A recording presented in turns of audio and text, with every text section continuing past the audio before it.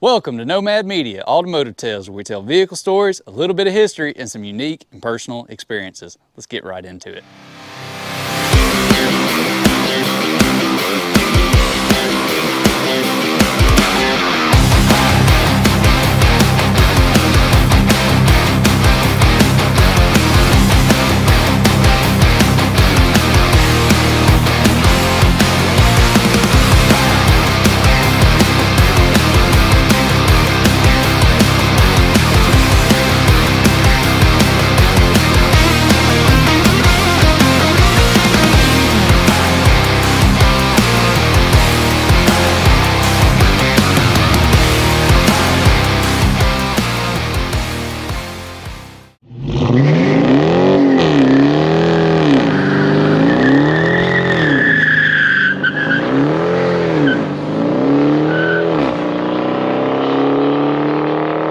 Welcome back, and today I have Eddie Condrey with his 1929 Ford Model A. Eddie, it has been a minute since I've met you, but I appreciate you taking the time to talk to me today. I think it's been about a year now since we met at the Sweet Tater Festival up in Coleman, in that Coleman area, you know?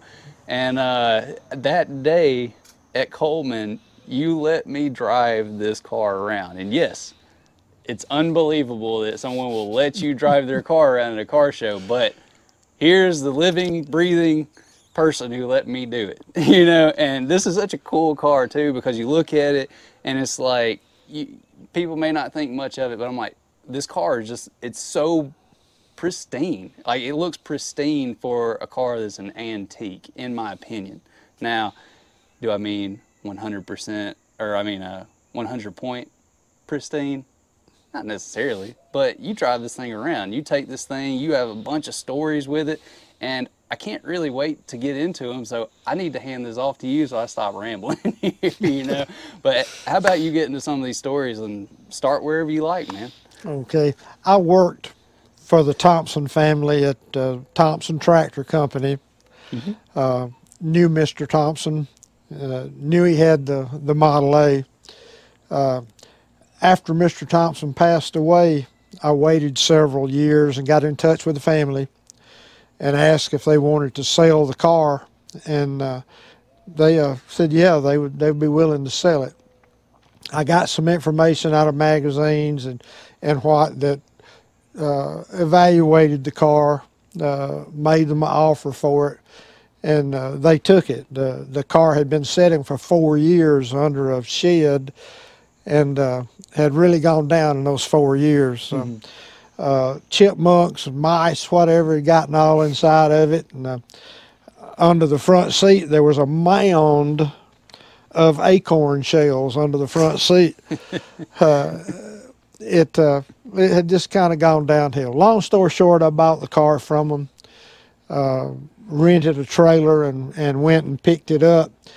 They, Mr. Thompson, and his wife Lucy had used the car just to tour Shoal Creek Golf Course where they lived. And that's basically about all, to my understanding, what they done with it. So that would be kind of like it stayed in like a small community area, right? Then it never really got on the road or anything like that. Not that I'm aware of, no. Yeah. Anyway, I bought the thing, brought it home, rolled it off the trailer down here. My wife came out, was looking at it, and I told her, I said, "This is our anniversary present." And she gave me one of them faraway looks, like, "Oh boy," you know. That's the car guys. Like, we understand what that statement means. Like, it's just anyway, you're still here, so it wasn't terrible reaction. No, we after spent a lot of time working on it, got it running, driving it just a little bit here and there. After I felt like it was dependable enough to really go places in it, we started going to different car shows and cruise-ins.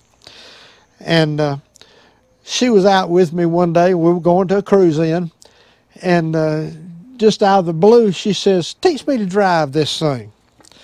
I says, "Okay."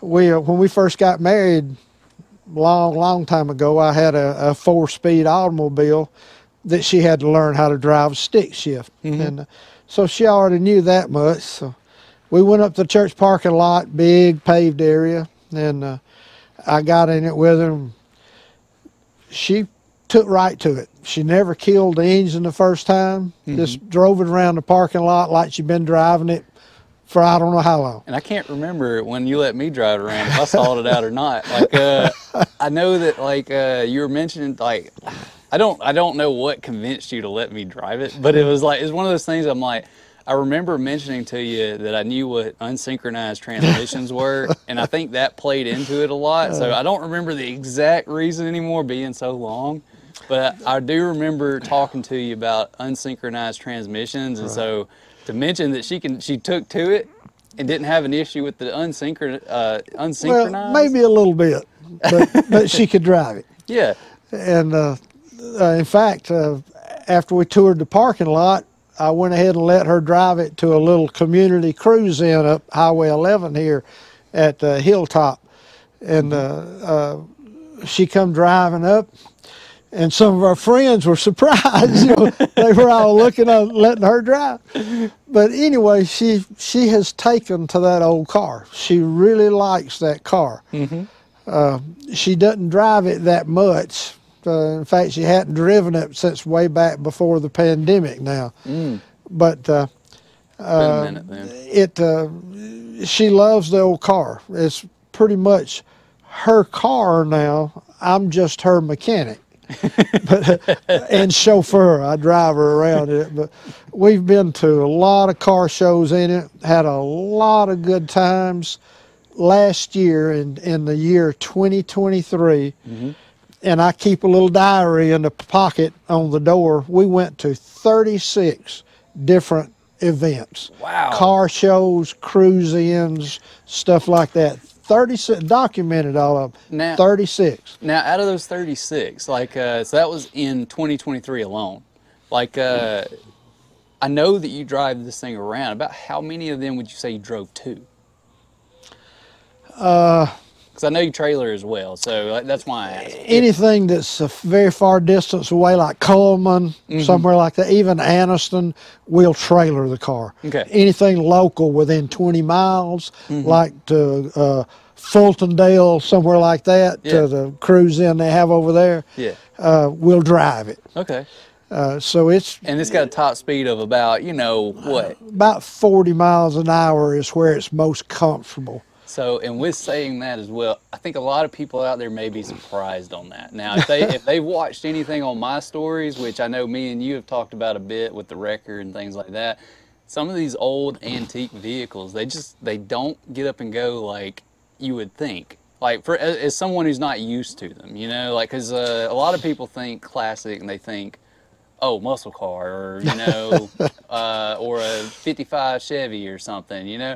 They think something like that can run with modern cars, you know, maybe not as quickly, but they can run with them, you know.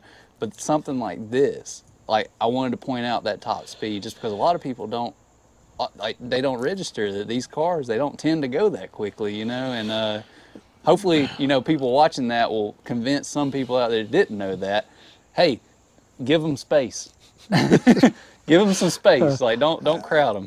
I got a little flashing yellow strobe light, and if I'm going to be driving on the highway any at all, I put the strobe on the back of the car here on top of that chest with some bungee cords. Yeah.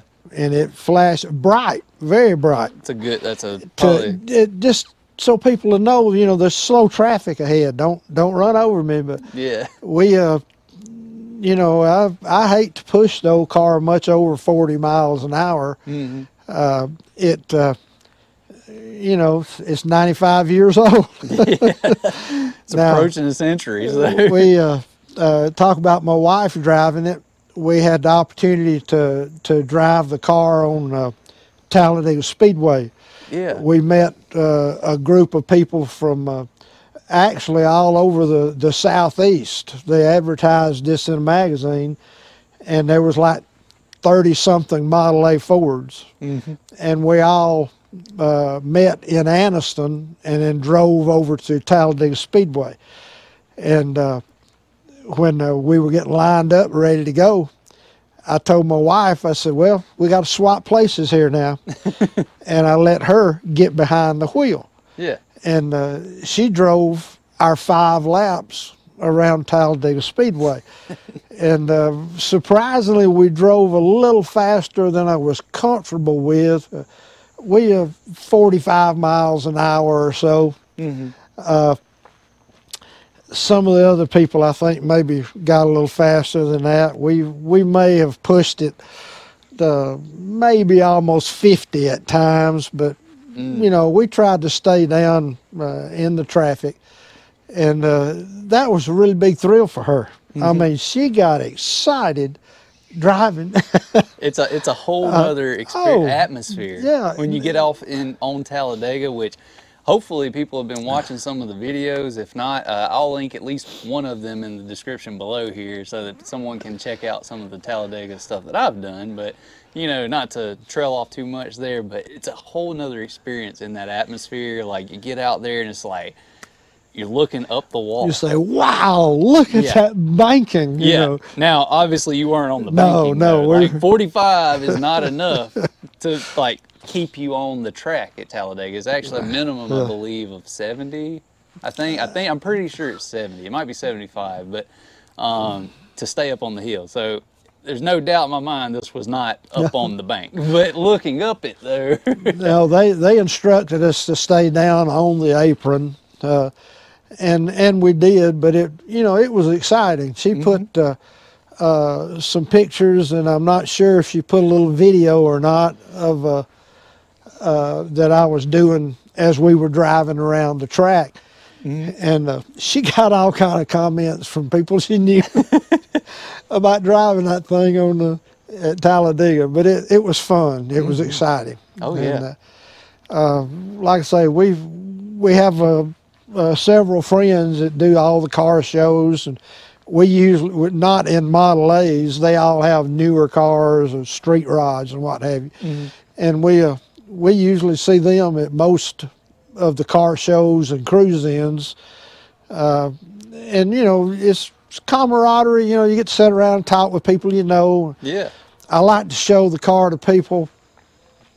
Most people have a car like this, they don't want people touching it. Oh, no, you can't do this or that.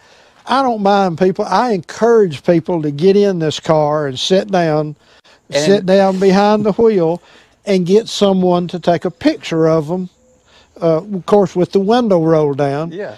And that's what blows my mind about when you let me drive it around. I was like, wait, what? Like, I thought I was the only person in a 50-mile radius that did this. Well, you know, I want everybody to enjoy the old car. I just want them to experience the thing. I get them to blow the Ooga horn, which here lately it has about ooged out.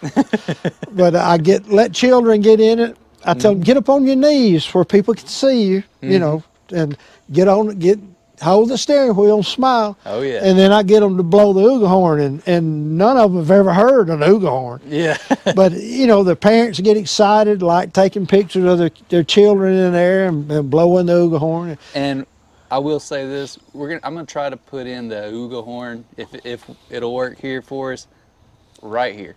So everybody Okay. All right. Yeah, I just wanted to stop that for just a second. That way I have a nice little spot to put it in, you know. Okay. We may have to crank the engine up. The horn works better when the engine is running. We'll definitely do that. Gives it a little more electrical energy. But I just love seeing people enjoy the old car. Yeah. Old people, older people, or people older than me, they'll walk up and look and say, oh, I remember my dad had one of these one time. And I say, well, how about hop in it? We'll take a picture of you. I say, oh, well, I can't do that. I say, I'd like to get all the good-looking women to get in and get their picture made. Buddy, I'll open that door and they'll climb up in that thing and get somebody to take their picture. Be like, I'm sure your wife loves that one. You know, I enjoy that. That's part of the fun of the car. You know, I enjoy driving it. Everybody you see wants to wave or blow the horn. Some of them will blink their lights. Yep. But to go to a car show or a cruise in and have people walking around the car and asking questions, and then when you offer to let them in and get their picture made, most of them are kind of shocked. But you know, that's part of the fun, letting everybody enjoy this old car. I love to hear it when people will say that too. And I didn't prompt him to say this. All right, like I know people have heard me say this before, and I don't prompt anyone else either. But like, it's like I love it when I hear people say that as well, because you know, when people are stingy about people touching their car or getting in their car, which whether I know you're okay with me touching or not, I'm still not going to until I ask you. But that's just me. But it's one of those things. It's like, it helps to like foster that next generation of car lovers, you know, because like if all anyone ever experiences is somebody being very hesitant about someone touching their car or sitting in their car or something, it's like, you know, they're not going to associate this old car with something good, you know. And I've made an argument here, so I'm going to pause for a minute. I'm sorry I'm interrupting here so much, but I'm like, I've brought this up before to people where I'm like, you know, this is a little bit of a side thing, but it's like if you don't drive your car around or like take it out, which you clearly do, you've got a notebook showing all the stuff you went to driving and trailering and things. Stack of pictures. Yeah, stack of pictures, which I have looked through here, which I'm going to be showing pictures throughout this whole interview. But it's like, if you don't drive your car around and do stuff with it, like, even like some people say, oh, my grandkids or somebody might inherit it, or my son will inherit it, or something along them lines. You never drove the car with them. So they may not have that sentimental attachment to it, because all they knew was, oh, that's Dad's old car, or that's Granddad's old car that just sat in the garage the whole time. He didn't ever drive it. He didn't do this. He didn't do that. He made excuses not to drive it or something like that. Well, what happens when inevitably that person who owned the car is gone? Now the person inheriting the car has no ties to that car. Like, you didn't build that love for it. And it's like, but just even as much as what you're doing, I know that you're talking about strangers, but like, I'm hoping at some point here you'll get to your grandson and stuff as well, because I've heard some of your stories. But, you know, even with like strangers, you know, I wouldn't say it hit me so much. It just blows my mind you let me drive the car. But, you know, I wouldn't say it hits me as much, because I do this. But, like, someone who's never done that before, who's to say that doesn't convince them to go try to find a car or get one or something like that, and then they'll have a car to appreciate. So, I'm sorry, I trailed off there on the side, but I'm like, I love it. I want to get that off in a video so that someone knows, like where it's said, you know. But yeah, so sorry for interrupting there. Like, please, no problem. Let me hand it back to you. Like I say, I just love having people enjoy and appreciate the old car. It's so much fun. We took a tour. We met in where did we meet up? I think like Hoax Bluff, if I remember right, with there again 30 some odd more Model A Fords, and we took a tour of North Alabama. We went around I don't remember the name of a lake up there, but anyway, we went all around Little River Canyon, several of the overlooks and what have you, and it was just great being on the road with that many other Model A Fords, people with a like interest. Beautiful day like today, blue sky, cool, comfortable. You didn't get all hot and sweaty. It just stopped at a restaurant up there on a lakeside with a deck built out over the edge of the water. Had a good meal with everybody else. Just everybody out enjoying their old cars. Yeah. And that was the most delightful day that we have spent in a long time. I wrote my mileage down to see how far we went, and we went like 110 miles. Now that may not be many miles on your everyday car. But I think 110 miles in a single day, and old car like this was to me was pretty significant. I mentioned to you earlier about some of my mileage. Now, my cars are definitely a little bit different. Like, I do have the record that's approaching this, but it's still not near as old as this. Like, I think I probably put 400 miles on that car or that truck since I bought it. But I'm like, people may not think that's not a lot. This is just from April of last year.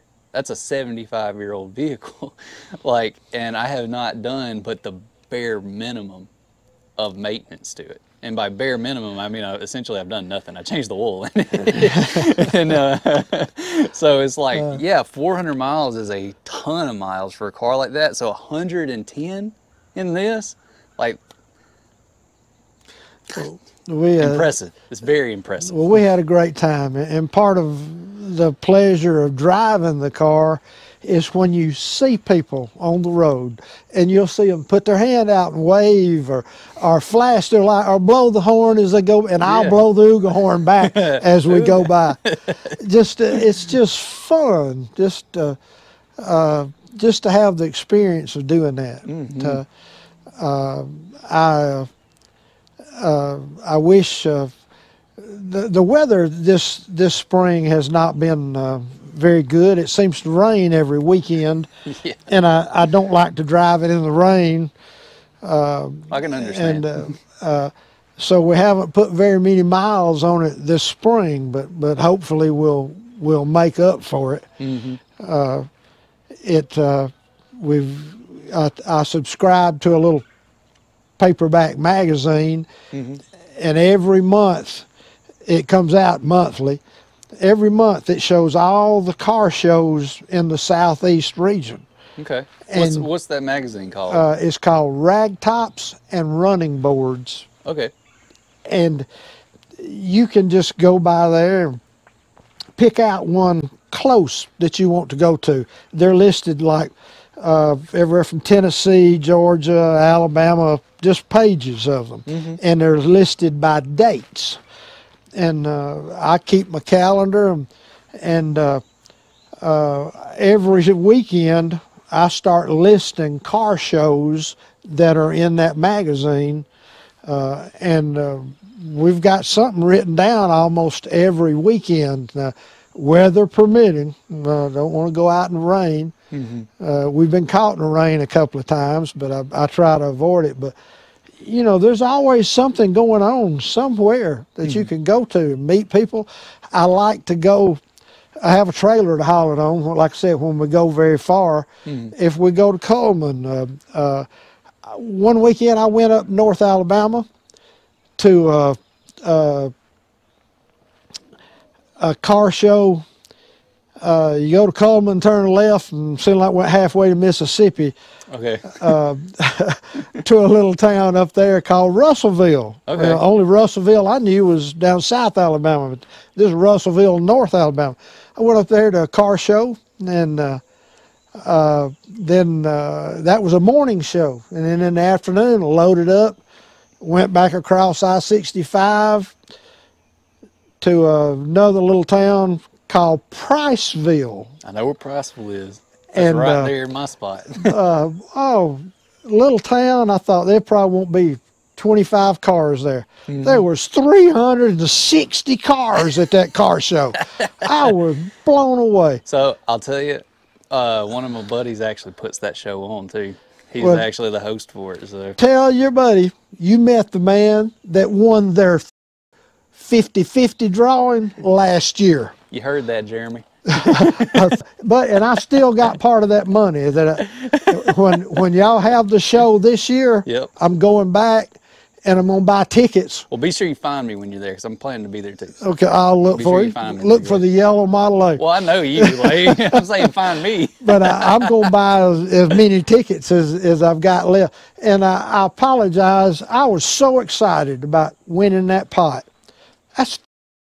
Yeah. Man, I took my hat off and threw my hat up in the air, and I about knocked some people down running up there for him to hand me that envelope. That was so exciting. My wife wasn't with me. She was gone to with a bunch of women from church. She's gone to Panama to Gulf Shores. Yeah. So she wasn't even with me. And So no pictures of that event. no picture. But that one day, I towed this car 300 miles.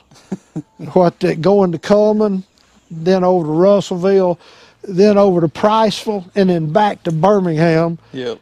Put 300 miles on my truck, just towed this thing. But I had a good time, man.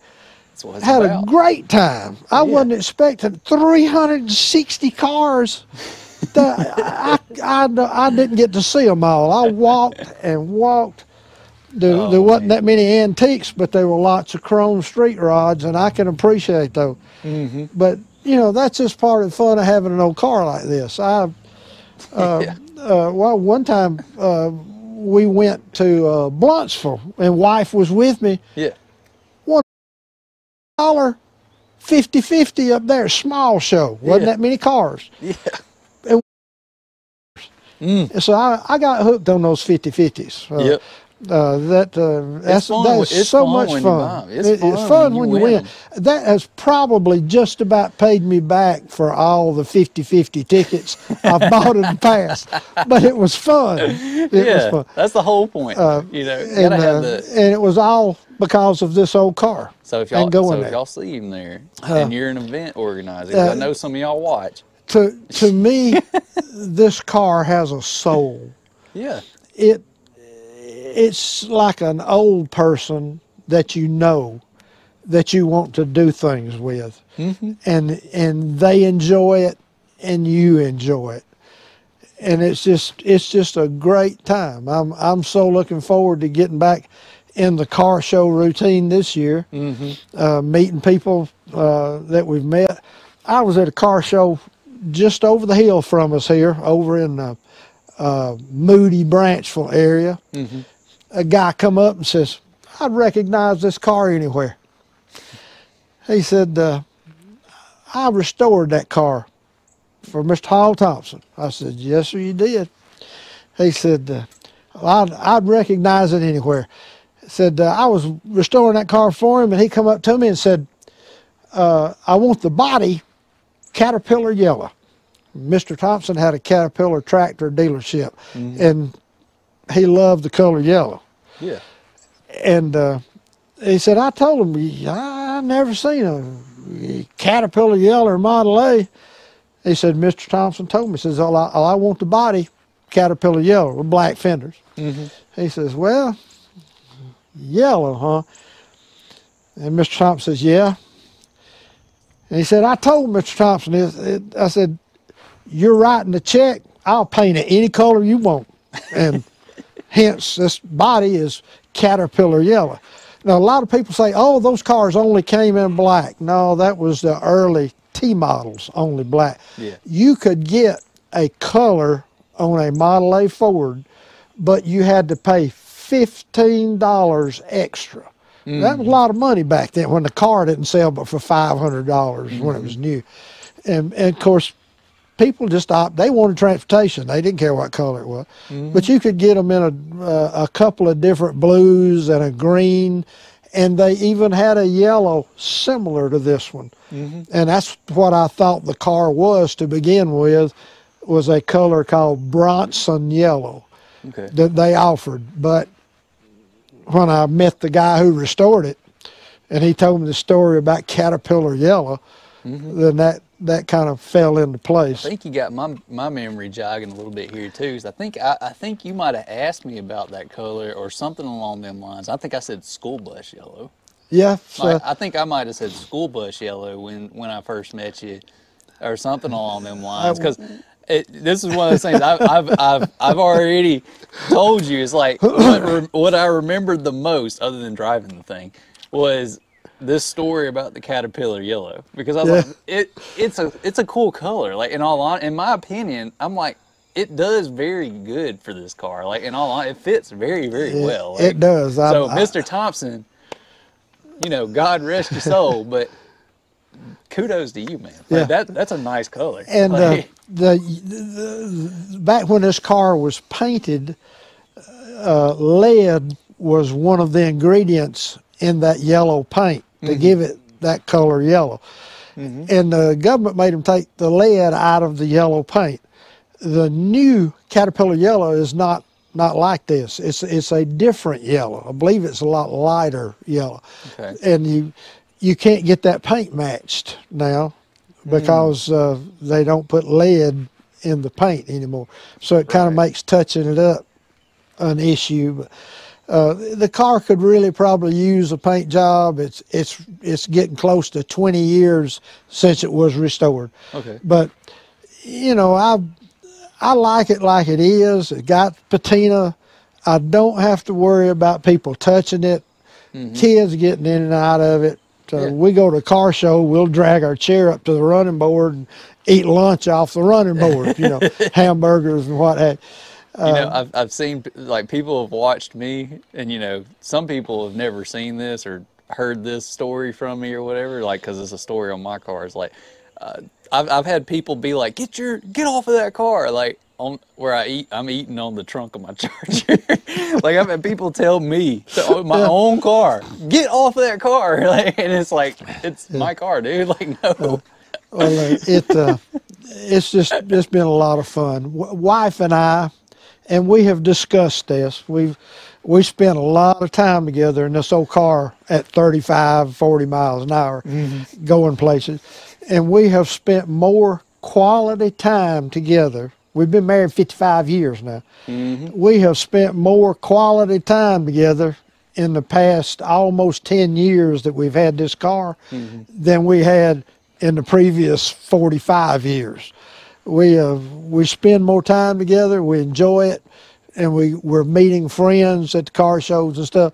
It's just been a real blessing to us to have this car. I guess you could say it brings a new meaning to slow your life down. Yeah. You know, yeah. it brings a new meaning to it. Together. Now, granted, I've had to do a lot of work on this thing. There's not a piece of it that I haven't been into trying to repair or extend the life of it. Engine, transmission, differential. You were just mentioning before this, you had some work on the transmission, like get some bolts tightened. Yeah, I've had some bolts that were loose.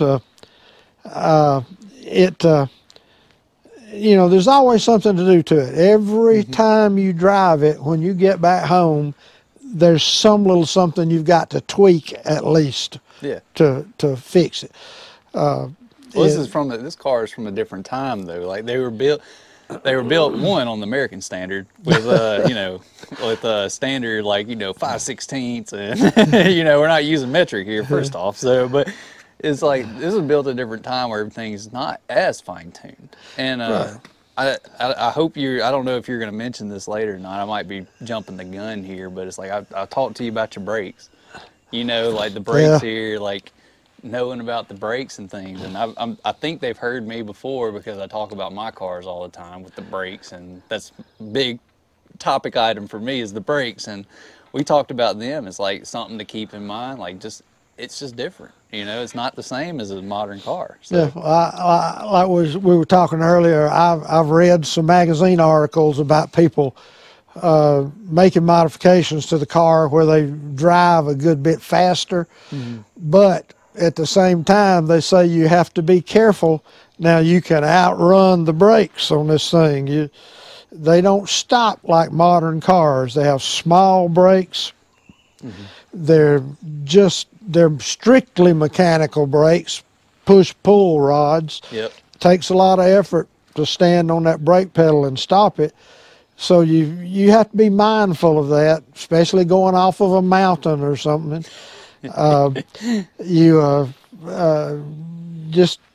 Just be mindful of it. You know, when this car was new, there were very few paved roads. You know, you might have a place like downtown Birmingham on Morris Avenue that's paved with bricks. When you go across.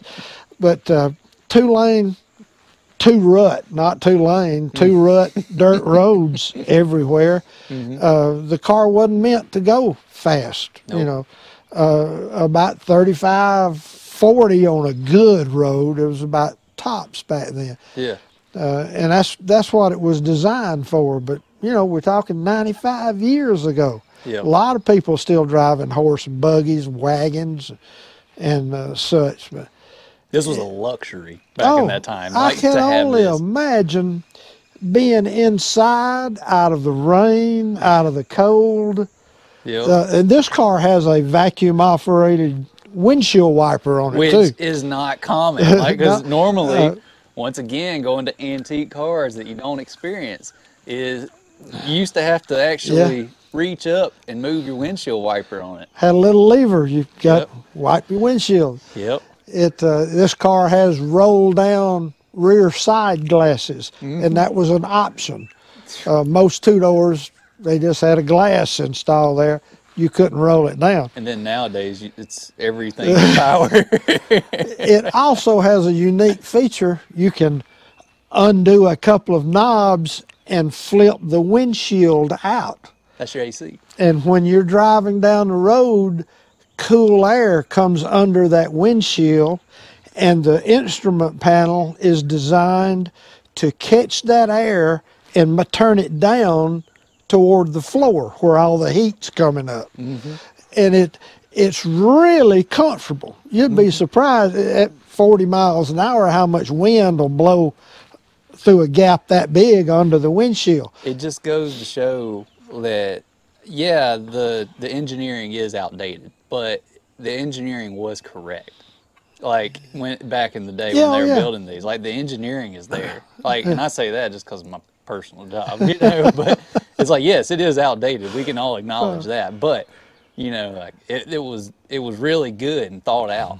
Like, Well, for I this like time. to tell people that this car is just like Henry built it, Henry Ford.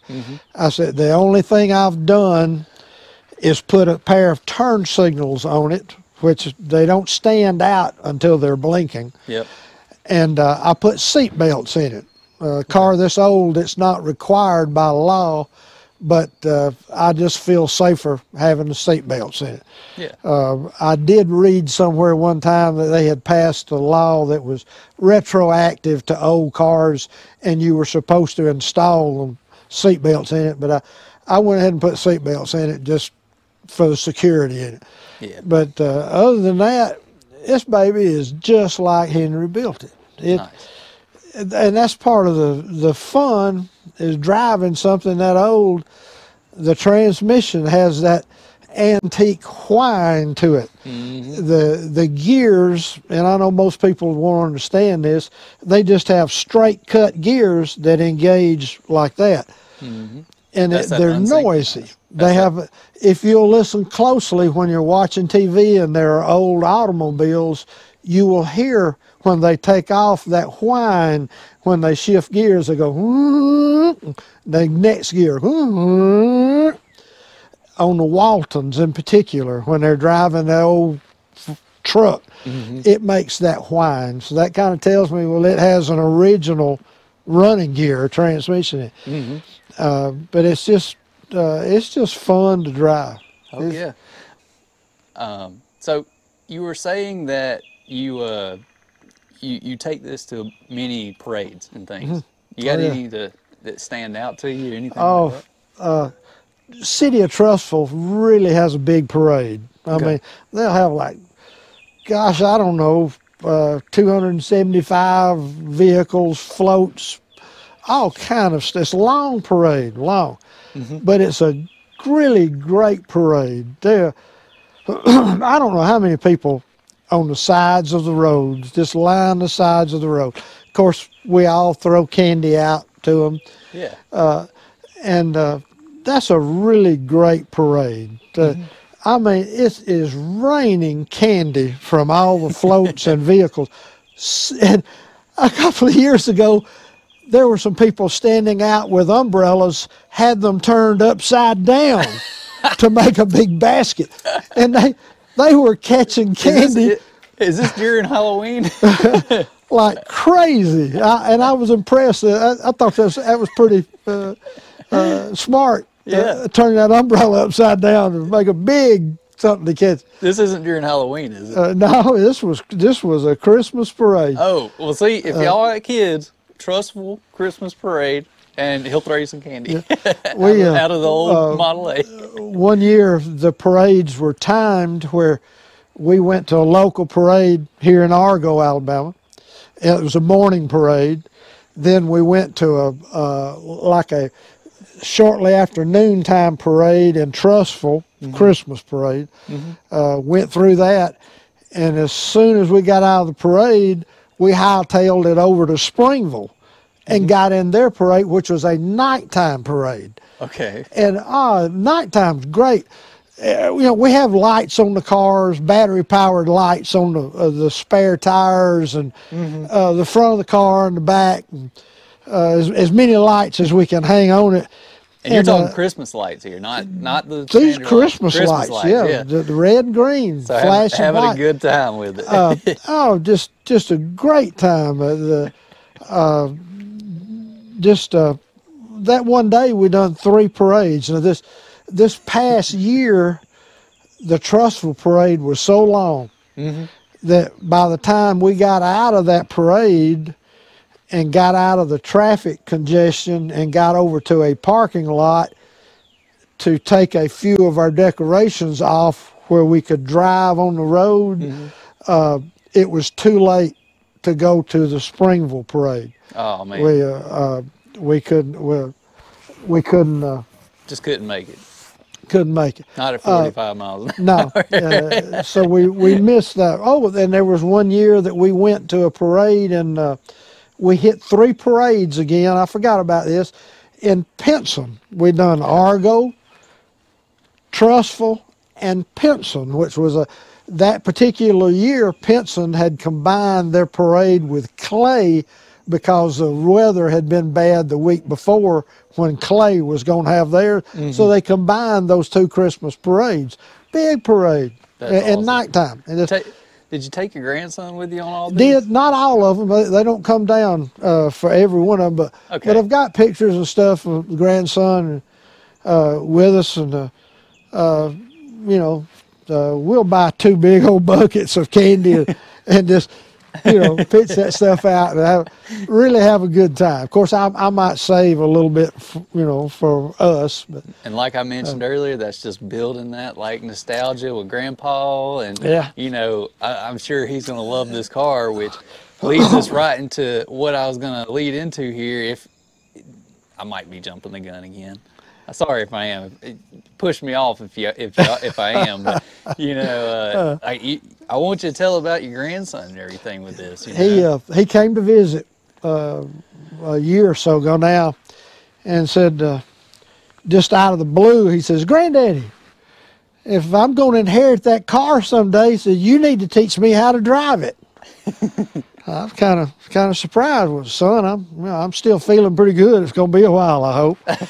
And, anyway, we went up to the church parking lot where I had let his grandmother drive the car and get used to it. Yep. We went up there, and his dad has already taught him to drive a stick shift. They had, I think it was a Honda or something they had that had a stick shift, so he knew how to operate the clutch and shift gear. How old was he at this time?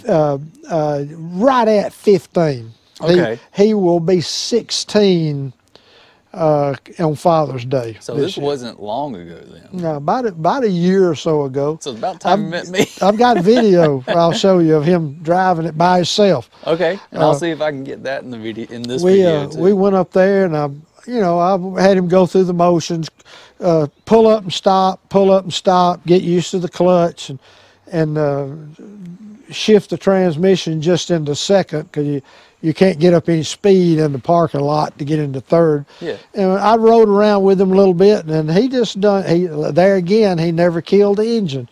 But now, this old car has a real heavy flywheel. Yeah.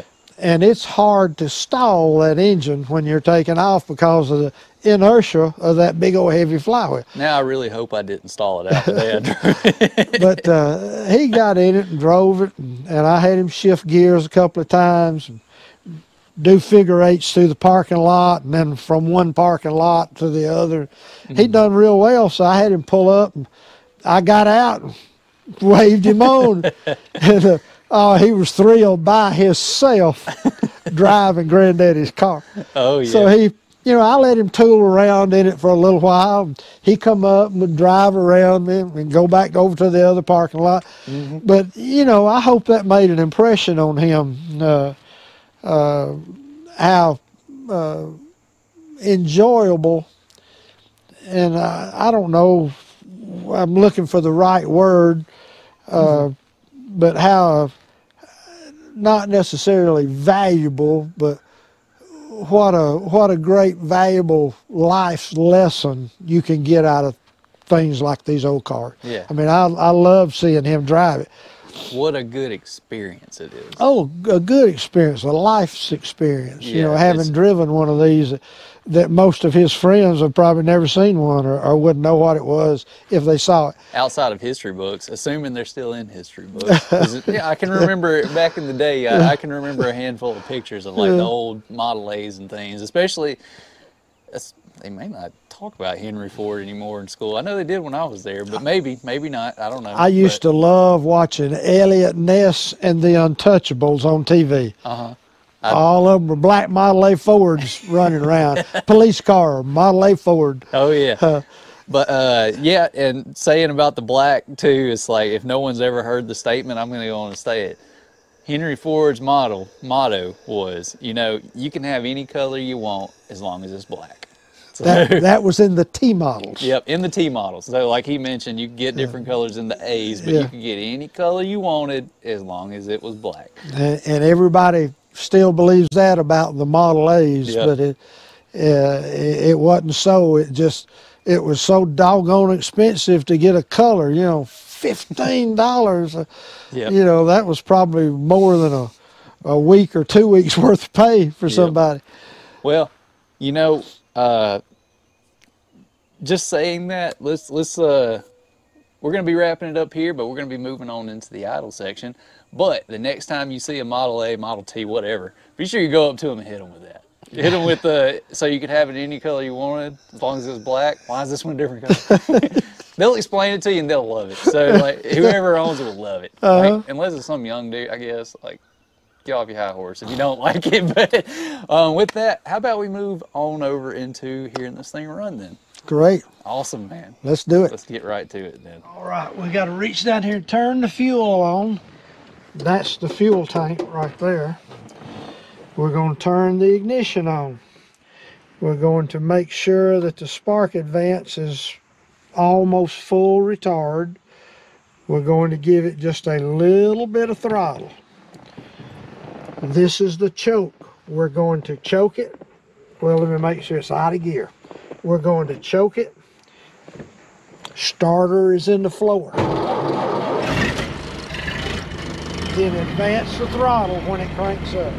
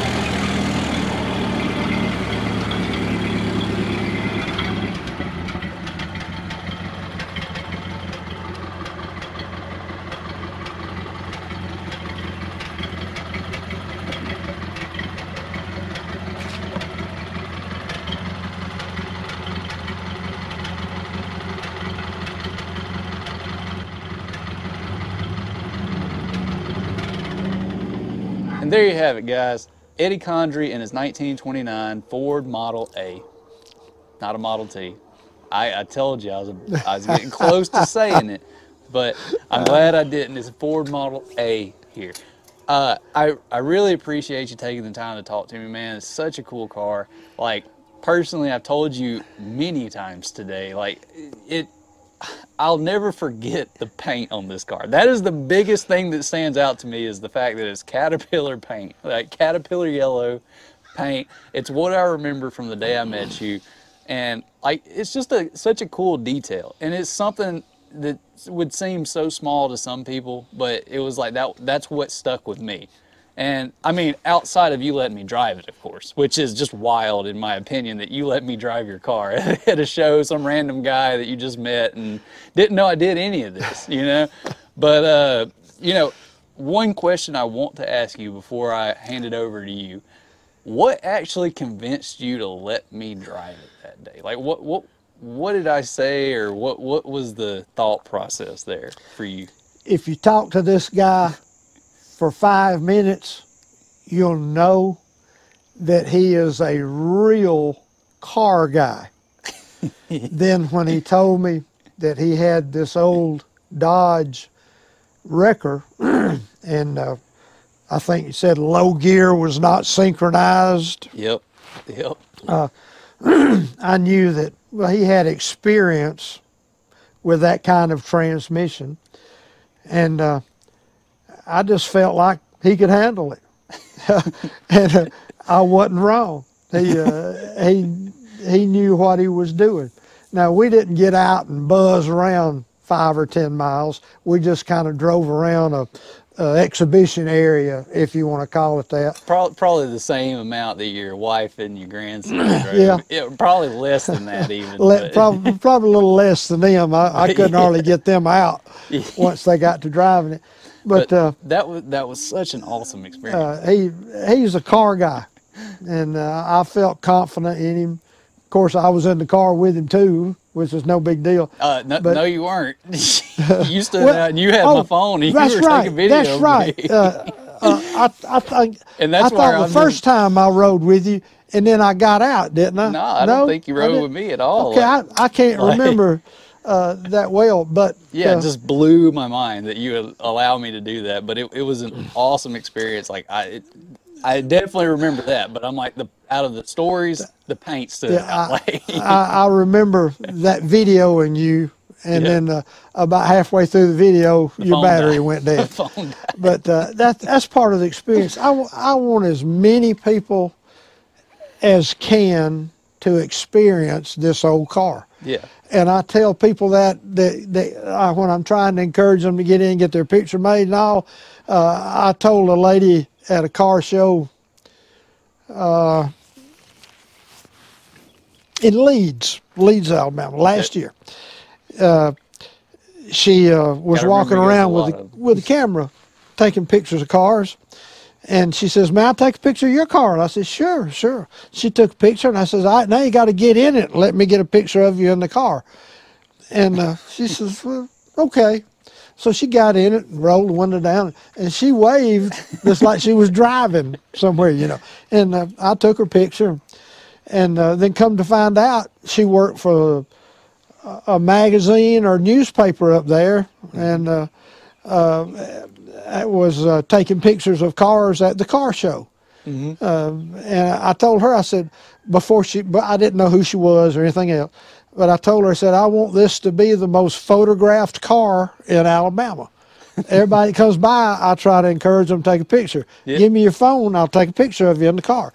And have just, you know, to me, seeing people do that gives me enjoyment. I love to see people in this old car. I hope there are hundreds of pictures of this car with people sitting in them somewhere. And somebody's going to remember you too. And it's like, hopefully they get to see this video. I know going forward here, you're going to be giving them the link to this video, right? I will. Like that way they can all check it out. And to me, that's just part of the pleasure of the old car. I love it. I love to see people sitting in it. I want everybody to experience it and enjoy it. It's an awesome car for that too, man. It's definitely something that attracts attention. It got my attention, you know, and it's not a world of wheels quality car. Like, you know, this paint job is getting on 20 years old. You would be surprised. I joke a lot and say it's a 20-footer. From 20 feet, it looks good. It looks good. But you get up a little close and you'll start seeing some flaws. But hey, that's just a patina. That's part of the old car. Yep. You know? Well, man, I definitely I love the story. I love all that. If y'all see him out there, go get pictures. He wants you to get pictures. I'll let you sit in it. I may not let you drive it now. Not let you drive Put your pictures everywhere. Get them out there. Make it famous. Make it famous. Like, everybody's going to know Eddie Condrey from his car. He wants you to get pictures in it, you know, and all this stuff and touch it. Eddie, is there anything you may like to tell somebody out there that maybe you haven't touched on, or anything specific? Would just kind of like people to know that the owner of this car, not the original owner, but the man who had the car restored 20 years ago, was Mr. Hall Thompson, who owned Thompson Tractor Caterpillar dealer. And he was a super nice guy. He was built Shoal Creek Golf Course. And like I said earlier, he and his wife rode around inside the golf course. Is paved roads all through the places. It's a big community down there. Yeah. And it was my understanding that they just rode around down there in the old car. This was his golf cart. This was his car. And I just want everybody to know that this was Hall Thompson's old car. I hope he loved it as much as I do. I hope I'm making him proud right now. Yeah, hopefully, by taking care of this thing. I would imagine he's smiling down on you. I hope so. And, hopefully, if any of his family, you know, sees this or anything like that, hopefully they appreciate the stories. They appreciate what you're doing with it. Like, I couldn't imagine anyone being mad about what you're doing with it, but, you know, like, it's not me that's doing something, because I know I do some controversial things with my stuff, but I definitely would, I hope that anyone in that family that sees it is enjoying I hope so. the life of the car. I hope so. Okay, and with that then, I guess we're going to get on out of here. Thanks for having me, man. I greatly appreciate it. Thank you for coming. Thank you. And it may take a while for me to get to you, but I definitely am going to get to you at some point when it comes to telling the stories. If you're out there watching and you want the story of your car on film, I'll gladly come and do it for you. But with that, me and Eddie, we'll see you in the next one. Peace.